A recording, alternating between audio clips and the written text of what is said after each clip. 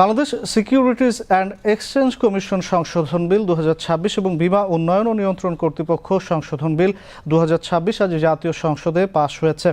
এর আগে deputy speaker barrister Kaiser কামালের সভাপতিত্বে সংসদের বৈঠক শুরু হয়। বৈঠকে প্রধানমন্ত্রী তারেক রহমান উপস্থিত ছিলেন। অর্থমন্ত্রী আমির খসরু মাহমুদ চৌধুরী বিল দুটি প্রস্তাবের পাশ করলে তা সর্বসম্মতিক্রমে পাশ হয়। অর্থমন্ত্রী বলেন, Bangladesh securities and exchange commission বিলটি পাশের ফলে Bangladesh securities and exchange commission আইন 1993-এর অধিকতর সংশোধন আনা সম্ভব হবে। সংসদ সদস্য ব্যারিস্টার রুমিন ফারহানা শেয়ার বাজার লুটারদের বিচার ও সিকিউরিটিজ অ্যান্ড এক্সচেঞ্জ কমিশনের যোগ্য ব্যক্তি নিয়োগের আহ্বান জানান। অর্থমন্ত্রী বলেন, সিকিউরিটিজ অ্যান্ড এক্সচেঞ্জ কমিশনকে ঢেলে সাজানোর উদ্যোগ নেওয়া হয়েছে। অর্থমন্ত্রী বলেন, স্বচ্ছতা ও জবাবদিহিতা নিশ্চিত করে বিনিয়োগকারীদের বিনিয়োগের সুরক্ষা নিশ্চিত করা হবে।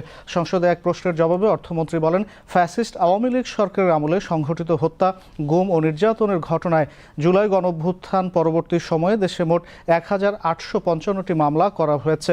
পরে রাষ্ট্রপতির ভাষণ সম্পর্কে আনিত ধন্যবাদ প্রস্তাবের উপর আলোচনা অনুষ্ঠিত হয়।